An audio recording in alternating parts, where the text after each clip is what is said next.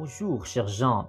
Alors, comme vous avez pu voter dans la dernière vidéo, c'est celle-là qui était arrivée en égalité avec la vidéo de pourquoi l'improvisation est la meilleure discipline. Donc là, vous allez voir une facette de moi que vous n'avez jamais vue avant, le cinéma. Je suis fan du spectacle théâtral d'improvisation, mais je suis aussi fan de cinéma. J'adore les films, les styles et ce qui peut m'apporter. Il y aura plusieurs critères différents, sans spoil. Je vais vous faire une liste de 10 films sans ordre particulier. Pourquoi je les aime, les films, qu'est-ce qui m'a apporté personnellement dans ma vie personnelle et pourquoi je vous les recommande. Donc, sans plus tarder, on se retrouve au numéro 1. Film que je conseille s'appelle 12 Angry Men. Ou dans d'autres termes, le titre français, c'est 12 hommes en colère, si je ne m'abuse, qui a été fait par un certain Sidney Lumet, réalisé en 1957. Pourquoi ce film est super important? Il est classé, si je ne m'abuse, le 5e meilleur film de tous les temps, noté selon IMDb. Pourquoi je le conseille? Parce que c'est un film qui était en avance sur son temps, unique. Le film a seulement lieu dans une seule pièce. Il s'agit d'un groupe de jury, 12 hommes en colère, donc 12 membres du jury, qui ont entre les mains la vie d'un jeune garçon, d'un jeune enfant qui était accusé de meurtre. Et là, ils doivent décider s'ils vont user contre ou pour sa mort. Il suffisait seulement d'un membre du jury pour juste amener la conversation. Tout le monde au début était convaincu, il y avait suffisamment de preuves pour le faire inculper. Je ne vais pas vous dire qu'est-ce qui s'est arrivé à la fin du film, s'il était inculpé ou pas. C'est juste le concept de la conversation qui est important. Et quelqu'un a commencé à avoir le doute. Bien, ouais, mais on peut pas tourner de si sûr finalement. Puis au début, c'était un conflit, donc d'où les hommes en colère. Et avec beaucoup de dogmatisme, avec beaucoup de parler, avec le respect éventuellement entre les hommes et leur perspective de tous différents horizons. Chacun de ces 12 hommes venait de différents horizons et ils avaient différentes personnalités. Et ils ont fini tranquillement par avoir contamination par des bons arguments. Quelqu'un avait un bon argument, là les personnes se ralliaient sur sa cause et vice-versa, interchangeant en forme de ping-pong. Donc je vous conseille fortement ce film pour cette raison-là. C'est un film que je vous conseille de voir. C'est pas un film très très long. Et c'est un film qui pourra changer votre vie sur comment est perçue la justice. Aujourd'hui, on aura bien besoin de regarder ce film afin de voir comment on peut régler un conflit juste ou un différend, juste en communiquant entre nous. Donc maintenant, numéro 2, Capharnaüm. Un film qui a été fait en 2018 par, je vais vous dire tantôt, le petit twist. Le film, un film iranien qui décrit un jeune garçon qui, lui, tu vois, un petit parallèle avec le premier film 12 hommes en colère. Ce petit garçon est accusé de meurtre, d'un crime. Pas nécessairement de meurtre, mais d'un crime violent qu'il a fait. Et il envoie ses parents en justice pour leur avoir donné naissance et parce qu'il y a de la négligence. Il dit, ok, j'ai dû faire ce crime violent parce que vous m'avez négligé, vous n'étiez pas présent pour moi. Vous m'avez donné trop de responsabilités. Pourquoi je suis né? Il avait envoyé ses parents en justice, ils avaient porté plainte contre eux pour négligence. Le twist est que cet enfant, et toute cette histoire, s'est basée sur des faits réels. Beaucoup de gens en Iran peuvent décrire que oui, beaucoup des segments, de comment c'était filmé, c'est vraiment comme ça que ça ressemble à la vie de certaines personnes et de certains enfants. C'était quelque chose qui était commun en Iran. Et ça va aussi faire un petit ricochet avec d'autres films plus tard dans ma liste, avec d'autres pays et d'autres façons de traiter la juvénilité.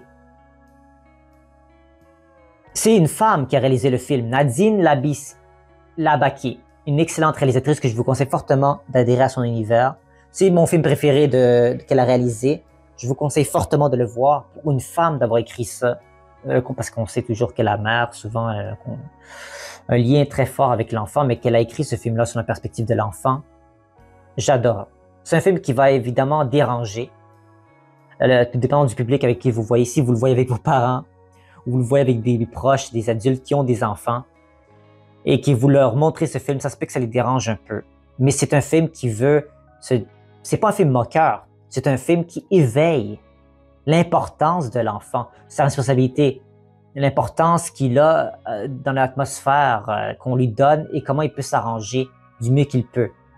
Malgré ses absences d'expérience et ses absences de certaines capacités cognitives parce que son cerveau est en train de se développer, de grandir, il est livré à des circonstances absolument abominables de différentes façons.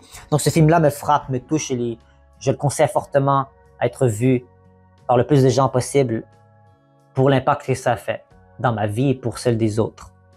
C'est pas un film facile. Je vous conseille pas de commencer votre semaine avec ce film-là. Gardez-vous peut-être un petit vendredi après-midi pour le voir. Ce qui nous amène au film numéro 3. The Hunt, un film danois qui a été fait en 2012 par le réalisateur Thomas Vinterberg. J'espère que je n'écorche pas son nom. Un film avec le fameux Mads Mikkelsen avant de devenir... il avait beaucoup de notoriété à Hollywood par après. Excellent film. Comme Capharnaüm, que j'ai mentionné précédemment, j'ai oublié, le poster du film Capharnaüm. Quand on a vu le film, c'est un effet encore plus frappant pour l'œil. Même chose avec The Hunt, le film danois que j'énonce maintenant. Si on voit le film et après on revoit le poster et d'où la scène a été prise du film, ça fait tout un différent effet. On a une perspective complètement différente de la chose. J'ai oublié de dire que Capharnaüm était le film, le 88e film le mieux noté de tous les temps par IMDb. Et The Hunt, le film danois, est le 94e film le mieux noté de tous les temps. Donc vous voyez, c'est pas de la merde que je vous dis, les films dans ma liste. Non seulement, oui, ils m'ont touché personnellement, mais ils sont très bien écrits, ils sont très bien faits, ils ont des messages très forts à donner. Et j'ai voulu comme donner des titres que vous connaissez peut-être pas donner des gros films de blockbuster nécessairement, mais des films qui sont un peu moins connus, mais qui m'ont touché à ma façon. De quoi parle ce film-là? Vous allez dire, allez, arrive au point. Oui, The Hunt, ça parle d'un homme qui est en grande amitié d'enfance avec un autre. Ils sont une grande amitié et ils ont grandi presque ensemble et ils se connaissent dans un petit village et tout. Jusqu'au jour où l'enfant de son meilleur ami vient voir et lui donne de l'affection et le père, l'ami lui dit « Non, je te vois pas comme ça, arrête ça, c'est pas poli ». Elle s'est vengée à sa façon avec son environnement d'après ce qu'elle avait vu autour d'elle. Elle a parti une rumeur. Et là, après, ça a brisé le lien amical qui unissait les deux hommes. Et là, on se dit, c'est tellement important ce film parce qu'on se base, qu'est-ce qu'est la vérité dite par l'enfant? Est-ce que l'enfant est si pur? Est-ce que l'enfant peut mentir? Est-ce que l'enfant peut inventer des histoires aussi perfectionnées, aussi explicites ou aussi précises? C'est vraiment un film qui frappe parce que, si vous voyez le poster, on voit Mads Mikkelsen, l'acteur, le personnage qui regarde quelqu'un. Et quand vous allez voir le film, vous allez voir de qui il s'agit. Ça m'a fait une boule à la gorge d'avoir vu ce film-là. Et je vous conseille de le voir plusieurs fois même, à plusieurs périodes de votre vie, peut-être quand vous êtes plus jeune, à l'adulte, et plus tard quand vous allez vieillir. Parce que ça va donner une perspective sur l'enfant et sa capacité de dire la vérité. Voilà, c'est un peu l'inverse de Capharnaüm, de tantôt. Capharnaüm, c'est un enfant qui manifeste sa frustration de sa négligence. Et ici, c'est l'inverse dans ce film de la chasse danois. C'est un enfant qui part une rumeur et là, nous, on est livré entre tout ça en tant que spectateur. On ne sait plus quoi faire. Est-ce que c'est vraiment tant une rumeur ou c'est vraiment le film qui a été mis dans cette optique pour qu'on pense que c'est une rumeur? Je ne vous en dis pas plus, je ne vais pas vous spoiler. Mais tout ce que je dis, c'est que ce film-là va vous poser des questions sur qu'est-ce qui est réel et qu'est-ce qui ne l'est pas. Sur l'aspect de la juvénilité et ainsi que la vérité et la pureté. Numéro 4. The Truman Show par Jim Carrey. Que Jim Carrey a joué dedans et ça a été réalisé par Peter Weir. Il a été fait en 1998, le film. Jusqu'à présent, toutes les années des films que j'ai mis sont d'années différentes. Intéressant fait. The Truman Show, je l'ai écouté plusieurs fois et plusieurs personnes peuvent l'interpréter différemment. Je l'ai fait découvrir à certains membres de ma famille et ils n'ont pas eu la même perspective que moi quand je l'ai vu, ce qui prouve que l'intelligence de Peter Weir, qu'il y a plusieurs conclusions qu'on peut en tirer de ce film. Pour les gens qui l'ont vu le film, je ne vais pas vous spoiler, vous savez de quoi je parle. Pour les autres qui l'ont pas encore vu, voilà pour c'est un de mes films préférés de Jim Carrey. Jim Carrey a été nominé pour un Oscar pour un drame et Leonardo DiCaprio a été nominé, ou je pense même à gagner un Oscar pour de la comédie. On voit dans quel monde on vit. Monde parallèle. Mais honnêtement, The Truman Show, c'est un film tellement fascinant d'un homme qui semble vivre une vie normale et même monotone et qui se demande pourquoi il veut pimenter sa vie, il veut vivre autre chose et éventuellement des événements bizarres qui commencent à se produire dans sa vie et son entourage commence à se comporter d'une manière bizarre. Et il va découvrir des grosses vérités sur sa propre vie et sur qu'est-ce que cela veut dire. Je ne vais pas vous spoiler plus loin. Même le poster du film vous donne des fois des bons indices sur de quoi il s'agit.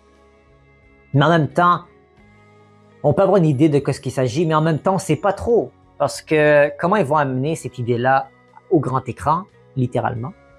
Et c'est fait de manière très intelligente. Donc, je vous conseille fortement de voir ce film, un drame, que Jim Carrey nous montre sa palette en tant qu'acteur. C'est un de mes acteurs favoris, Jim Carrey. Beaucoup de gens peuvent dire, ah, il exagère, il en fait trop. Pour moi, c'est ça qu'il faut. Il faut se démarquer dans le milieu en abandonnant son propre style. Et Jim Carrey a son propre style et ici nous montre une facette un peu plus, pas timide, mais un peu plus humble de sa personne, que j'aime beaucoup. Plus calme, moins agité, mais très, très, très poignant comme message que ça veut livrer, ce film. Et c'est un film qui est en avance sur son temps aussi. Donc voilà, sans plus tarder, alors on vient au 5e film que je vous conseille, Perfect Blue, un film qui a été réalisé par Satoshi Kon. J'espère que j'écorche pas son nom, je m'excuse. Un film japonais d'horreur animé. C'est rare, hein, habituellement les films de Studio Ghibli, tout ça que vous connaissez, c'est des films pour la famille ou pour les jeunes enfants. Mais ce film-là, c'est un film d'horreur. Il est en avance sur son temps. Ça a été réalisé en quelle année? En 1997. Un film qui m'a impacté fortement quand je l'ai vu. De quoi ça parle? Ça parle du concept de l'Internet.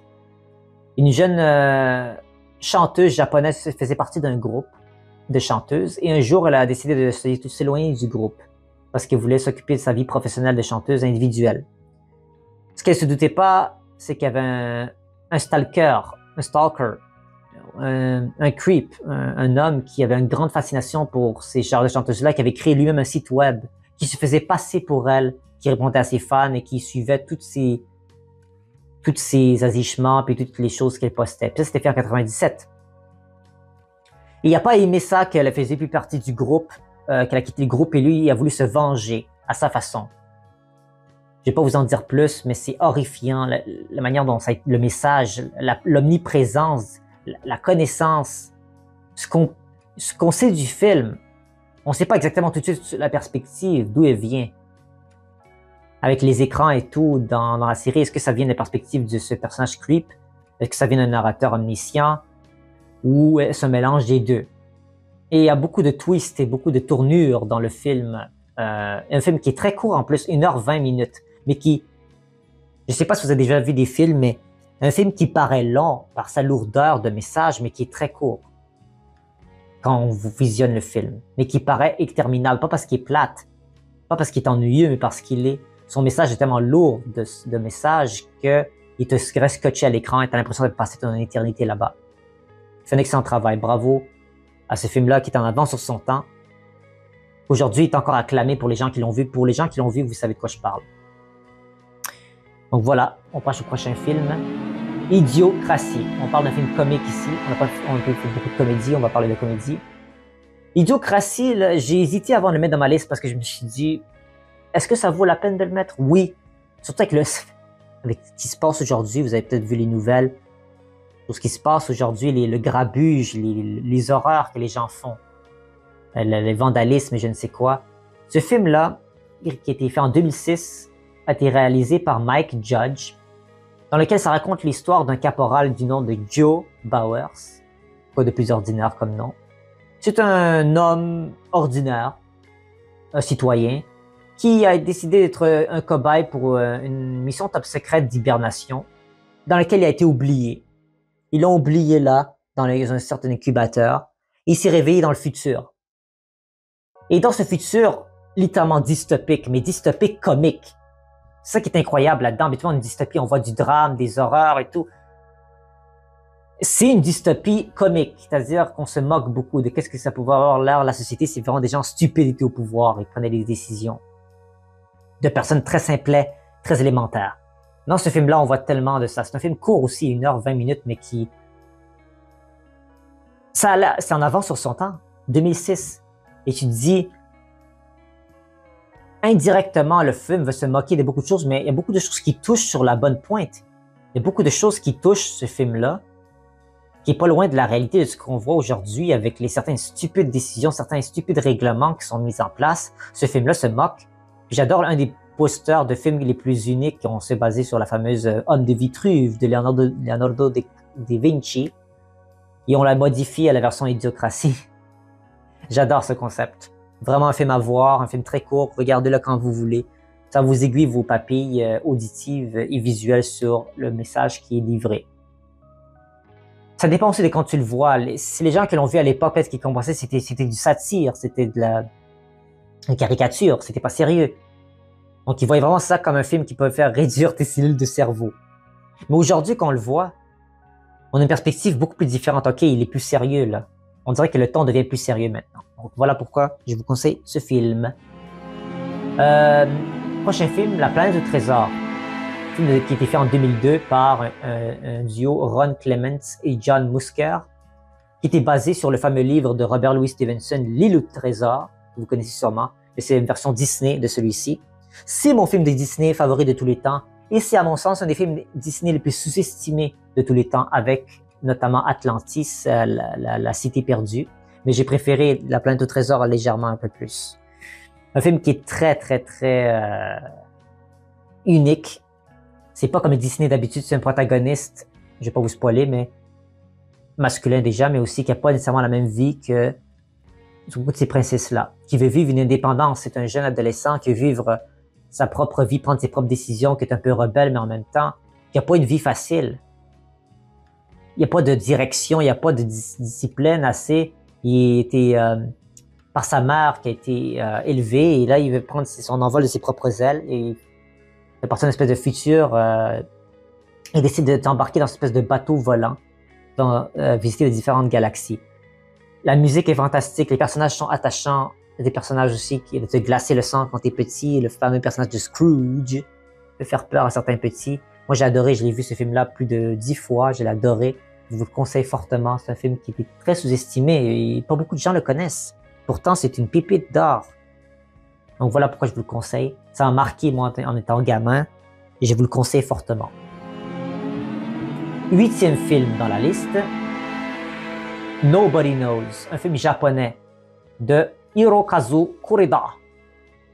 J'espère que j'écorche pas son nom, Hirokazu Kureda. J'adore Kureda. J'ai découvert ce réalisateur à peine l'année dernière. Son univers est fantastique. Dans ses films, il y a le concept de l'abandon des parents aux enfants et comment les décisions qui ont mené à cela. Mais c'est tellement tristement beau la manière dont il décrit les choses, ludiquement pur. Il laisse beaucoup la caméra rouler et beaucoup d'improvisation par les enfants avec le dialogue, avec les actions qu'ils font. Et il sait exactement comment les enfants de ces films veulent paraître à l'écran. Il y a des fois des dizaines de milliers d'enfants qui ont auditionné pour le rôle de ces enfants-là. Et il faut faire une sélection. Et Hirokazu Kureda, c'est exactement quel genre d'enfant prendre pour ces films. Et ça m'a tellement touché, ce film-là. C'est tellement triste parce que c'est basé sur une biographie. Au Japon, la population a beaucoup réduit depuis les dernières années, depuis les dernières décennies, comme vous avez pu voir. Et il y avait des parents qui abandonnaient leurs enfants, qui les donnaient un montant d'argent, ils les laissaient dans un appartement et ils partaient. Et ça se peut qu'il y en a qui revenaient jamais. Donc le plus âgé des enfants, c'est lui qui doit se charger des autres enfants. Et on a un peu la dynamique là-dedans vers un petit garçon de 12 ans à peine, 12 à 14 ans. Il peut même pas travailler pour faire de l'argent, pour nourrir sa propre personne et sa petite sœur et son petit frère. Je pense qu'il y a 2 sœurs plus petites que lui. Il n'a même pas l'âge pour travailler, puis il est livré comme ça lui-même, c'est absurde. Et de voir à quel point les gens autour de lui ne peuvent pas vraiment l'aider, tu ne veux pas travailler, qu'est-ce qu'on peut faire? Au Japon, à l'époque, c'était fait en 2004 ce film. Je ne sais pas s'il y a beaucoup de services pour les jeunes enfants comme ça. Et il ne sait pas quoi dire, il ne sait pas quoi faire. Et il y a beaucoup de responsabilités qu'on lui donne sans lui demander son consentement, selon des préceptes très égoïstes de la part des parents en question qui abandonnent les enfants, puis disent la manipulation. Ah, tu es pas contente pour ta mère ou pour ton père? Ta mère et ton père veulent aussi vivre, hein? Il faut que tu laisses vivre un peu. Excuse-moi, tu me laisses tout seul avec 2 enfants.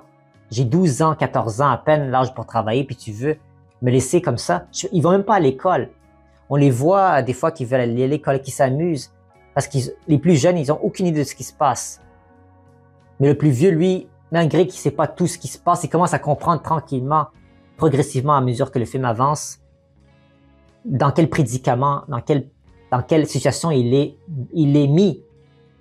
Un film qui dure 2h20, excellent film, je vous le conseille fortement, un drame biographique qui illumine sur les yeux et sur la condition de vie de certaines personnes. Mais c'est beau. Beaucoup des films de Koreda, si vous en voyez d'autres, il y a le côté de la magnificence triste. C'est décrit avec une telle beauté, une telle pureté. Tu peux pas être en colère, il y a de la tristesse et de la beauté. Vous comprenez un peu ce que je veux dire. Voilà. Donc voilà pourquoi ce film-là, je vous le conseille fortement. Nobody Knows, film de 2004. 9e film. Requiem for a Dream, un autre film drame, je sais, il y en a beaucoup, mais bon, dans l'histoire du cinéma, la majorité des films qui sont notés, c'est des drames. Dans la Grèce antique, si vous connaissez un peu, ce qui a le plus de succès, qui est le plus pris au sérieux, c'est les tragédies, ce n'est pas la comédie. Même si des fois la comédie peut être très bonne, mais voilà. Pour ma liste, j'ai fait 10 films, j'ai pris. Si vous êtes intéressé pour une autre liste de 10 autres films, faites-moi le savoir et je le ferai. Requiem for a Dream, un film qui est très indépendant, fait par Darren Aronofsky, le roi du drame. Je l'adore, ce réalisateur-là. La manière dont c'est filmé, la manière dont le message est donné, c'est un film que tu vas voir une seule fois dans ta vie et tu n'auras pas besoin de le revoir après. Ça te donne le message que ça te donné. De quoi ça parle? Ça parle de différents types d'addictions que des différents types de personnes avec différents groupes d'âge peuvent avoir. Dans le film, on a notamment Jared Leto, Jennifer Connelly, Marlon Wayans, Ellen Burstyn, tous qui ont livré des performances d'acting absolument spectaculaires. Ce film-là, si je ne m'abuse, est le 91 film le mieux noté de tous les temps. Un film qui te donne pas du tout le goût d'être sous l'emprise de drogue et de substances quelconques addictives. C'est un film qui est en avance sur son temps, c'était fait en 2000. Un film qui n'est pas à voir pour les jeunes, c'est un film qui est au moins 16 ans et plus. Très explicite, très inconfortable à regarder, mais qui doit être vu, je pense, pour tout le monde, au moins une fois dans leur vie, pour comprendre les dangers de la drogue et des différentes substances que les gens peuvent prendre, que ce soit des pilules, la nourriture, boulimie, ou que ce soit des seringues ou je ne sais quoi d'autre. Ça sépare 3 différentes histoires de gens avec différentes addictions. Et la manière dont c'est filmé, comme j'ai dit, il y a plusieurs coupures. Des fois, c'est juste des petits rectangles. Des fois, c'est juste des actions. On voit les pilules qui sont ingurgitées, des petits sons, des petits effets spéciaux. Tic, tic, tic, tic, tic, puis on passe à la scène suivante. Ça va tellement vite des fois. Ça t'étourdit les mouvements des caméras. C'est comme ça nous mettre à la place du cerveau de qu'est-ce qui se passe dans ces gens-là addicts. C'est absolument fascinant comme film. Ça fait peur. Moi, je vois ça comme un film d'horreur, même si c'est un film dramatique. C'est un film à voir. C'est un film à voir. Et moi, j'avais pas envie de je prends aucune drogue dans ma vie. Aucune. J'ai jamais été pour ça. Et ce film-là a encore plus concrétisé ce désir de ne jamais être esclave d'aucune substance. Parce que ça peut vraiment te nuire ta vie. Et finissons avec le 10e film dans ma liste, Coming to America, Un prince à New York. Vous connaissez sûrement ce film. Certains d'entre vous l'ont peut-être pas vu. Un film classique, on fait une suite, mais bon, on parle pas de la suite, on parle du début. Avec le fameux Eddie Murphy, James Earl Jones, repose en paix, mon frère, qui est décédé l'année dernière, si je m'abuse. Qui joue avant que vous ayez avant que vous ayez Wakanda avec la Panthère Noire, on avait eu Zamunda en 1988. Ce film-là, nominé pour 2 Oscars, c'est une comédie. Il faut vraiment laisser de côté les préconceptions de ce qui est drôle quand on voit ce film, parce que c'est fait dans les années 80. La comédie a beaucoup changé dans le temps, il y a beaucoup de choses qui se sont dites dans le temps, qui se disent plus aujourd'hui, mais laissez ça de côté. Tout le monde qui l'ont vu peuvent dire on va laisser passer. Parce que c'est un film tellement culte, tellement classique. Et c'est une très belle morale. C'est pas juste le fait que c'est drôle, c'est que c'est une très belle morale. C'est quoi le film, rapidement? C'est un roi de Zamunda qui est toujours, tous les gens ont fait tout à sa place. Ils l'ont brossé ses dents, ils l'ont nourri lui-même, ils ont même essuyé le cul lui-même. Et là, il était tanné, il voulait prendre ses propres initiatives. Voilà encore le côté indépendance. Et il a dit, sa femme est déjà choisie à l'avance. Il venait d'avoir son anniversaire, je ne sais plus, je pense que c'est son 21e anniversaire ou 24e, je ne sais plus. Il devait se marier, on lui avait déjà choisi sa femme. Et lui, il dit, moi, je vais choisir ma propre femme. Il dit, ah, c'est la tradition, mon fils. Mais il s'est dit, OK, est-ce que je peux au moins aller me promener à travers le monde avant de prendre ma décision? Puis il dit, oui, bien sûr. Puis il a donné de l'argent pour qu'il aille se promener, puis ils vont commencer par où? Parce que lui, il voulait se trouver une femme. Il voulait utiliser ce trajet-là pour se trouver une femme. Mais son père ne le savait pas tout de suite. Il a amené son garde du corps attitré, incarné par Arsenio Hall, pour l'aider dans cette expédition. Puis aussi, son père lui demande pour qu'il garde un œil sur lui, pour le protéger, son fils unique, son prince. La morale, c'est d'aimer quelqu'un pas selon ta richesse, mais de l'aimer selon les qualités qu'il évoque. Puis lui, il voulait aller dans le quartier le plus pauvre qui soit. Et bon, je vais pas rentrer dans les détails, vous le connaissez sûrement le film déjà. La morale est tellement belle.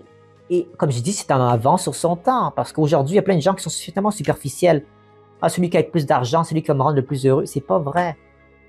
Regardez le nombre de divorces, le nombre de problèmes avec le couple, la communication qui est jamais là, le manque de compatibilité avec les gens, les substances que les gens prennent pour être ensemble, ça n'a aucun sens. Dans ce film, deux personnes très similaires qui ignorent l'un qui ignore la vie de l'autre, mais qui sont attirés les uns les autres. Et on voit le contraste des deux mondes et comme quoi ils peuvent mener ensemble à un excellent mariage. Donc voilà pourquoi je vous conseille ce deuxième film, Coming to America, Un prince à New York, fortement. Voici ma liste de 10 films. La vidéo est déjà assez longue comme ça. Je ne vais pas prendre plus de votre temps. J'espère que vous avez apprécié. Likez, commentez la vidéo. Dites-moi certaines listes de films que vous faites faites-moi votre propre liste de 10 films dans la description. Je vous lirai amplement et on pourra en discuter par la suite. Donc, on se dit à très bientôt. Si vous voulez une suite, faites-moi signe et merci à vous. Prenez soin de vous. Au revoir.